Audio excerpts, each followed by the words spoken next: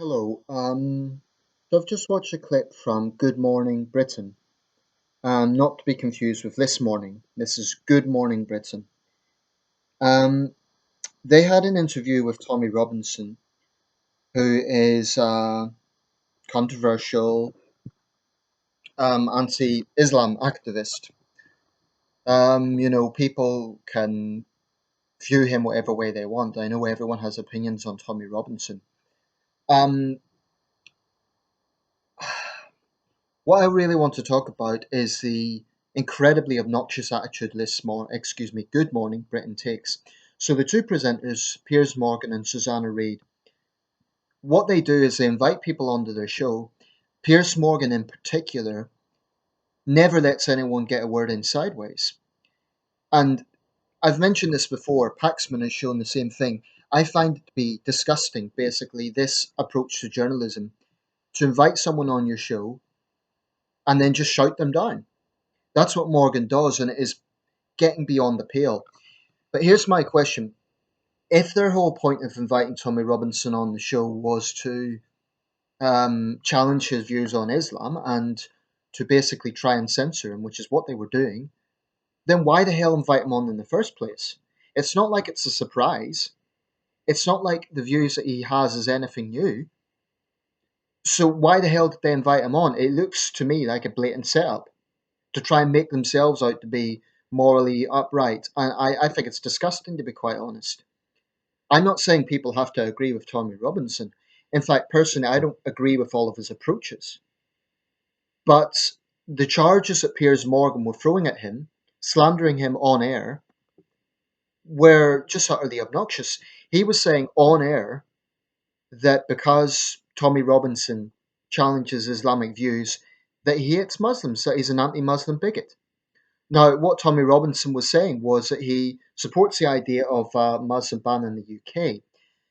I wouldn't necessarily be in favour of that. I think it would be hard to. I think the Trump travel ban has plenty of flaws, not least because Saudi Arabia is not on the list.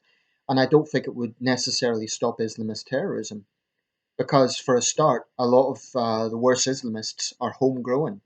So that's where the right, I believe, is wrong about that. But regardless of what you think of Tommy Robinson's ideas or holding up the Quran as he was and quoting violent surahs, whatever people think of that, if you invite someone on a show, don't set them up. Let them have their view. I'm not saying that Piers Morgan and Susanna Reid have to agree with him, but it is so obnoxious what they done. They invite this man onto the show, they know what his views are, and they use it just to set him up, not let him have a word in sideways. And I think this form of journalism, frankly, it drives people crazy. It makes people feel deep anger towards this media establishment, and all it's going to do is give Tommy Robinson more supporters. Now, like I said, I don't agree with all his approaches. I don't agree, for example, the method he took of barging into the offices of Quilliam. I don't think that's quite the right way to go about things because a lot of public figures get, names called at them. I mean, Majid Nawaz he was yesterday branded a hate preacher by an Islamist organisation, and he got the BBC to apologise. That's the right way to go about things. But I have to say, Tommy Robinson, I find him an interesting character. There are certain neo-national sort of figures that I don't have much time for. Paul Golding, for example. I'm sorry, but he's an ex-BNP man. I don't think he does anything to help anyone except stir up a lot of noise. And I think that's one mistake that the right sometimes make is because this problem of pan-Islamism is so serious, they do overlook some of the unpleasant characters in their midst, and they think that the likes of Paul Golding are some sort of warriors for freedom and democracy. Let's get this clear. Paul Golding is an ex-BNP member with a record of violence. He's hardly a role model. Um, Tommy Robinson, I have a bit more time for, but again, I wouldn't entirely endorse Tommy Robinson. That isn't the point, though.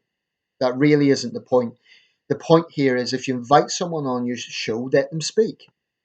By all means, debate with them, ask questions, but I just think it's disgusting what they done there, and I felt quite angry watching it because what they done. And here's another thing about Good Morning Britain: they're too scared to allow comments on the YouTube videos.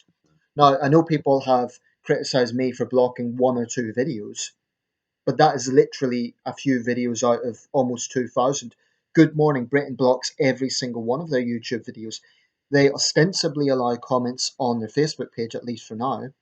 But that to me shows, Piers Morgan and Susanna Reid are powerful people. They're media people. They have a lot of power. And they're abusing that power by pontificating, especially Morgan, and not letting anyone else have a view. The thing about Piers Morgan, there's been times I've respected him. I respected the fact he stood up to the gun lobby because in the American context that isn't easy.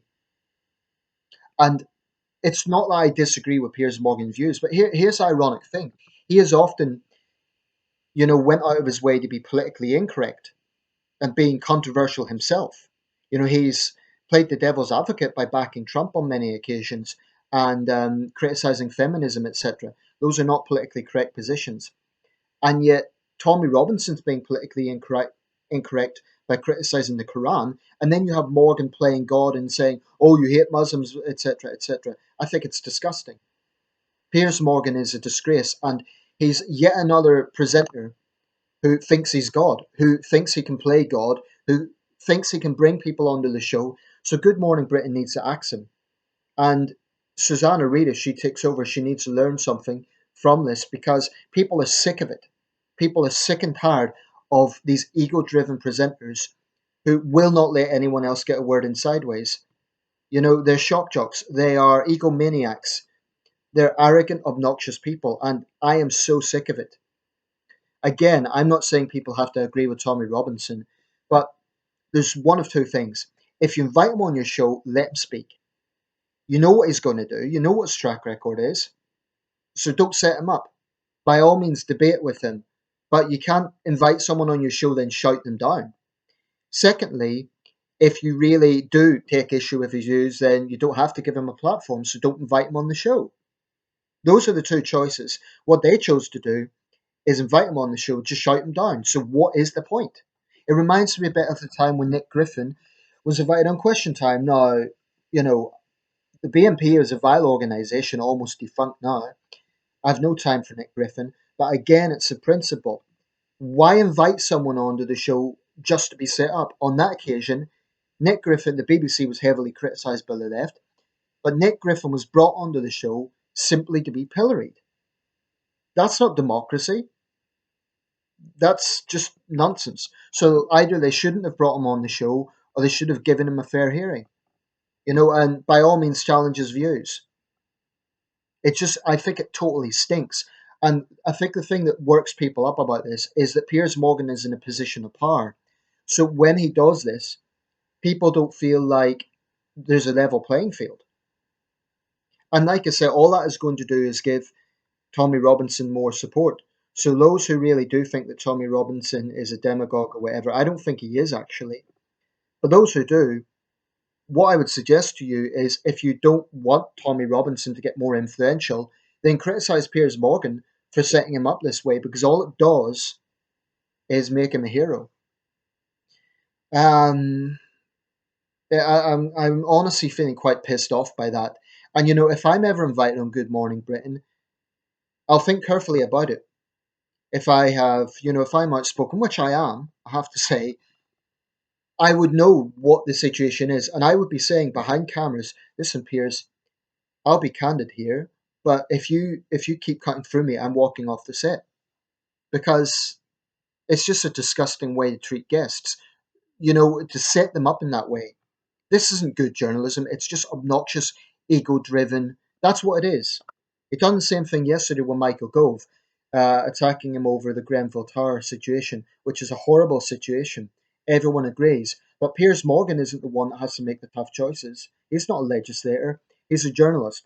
And his job is to ask those in power the tough questions. But how can you ask questions or how can people hear the answers when you will not let people speak? So those are two people. I frankly, they've had their limelight. I'm sick of them. Jeremy Paxman, Piers Morgan, they need to go. And there's a few others out there who are trying to fill their shoes. They're both heavyweights in the world of journalism.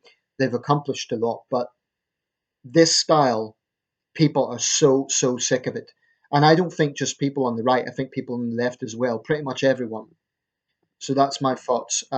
Shame on Good Morning Britain for setting up their guest this way. And just in case anyone's wondering, no, I'm not an EDL supporter. I'm not even particularly a Tommy Robinson supporter, although I think he raises important points. There will be some who say this thing about the Quran holding it up in the wake of the Finsbury Mosque attack is inappropriate. Well, again, what did you expect by inviting Tommy Robinson on the show? If you didn't want that, then don't invite him on the show. But setting someone up is utterly obnoxious.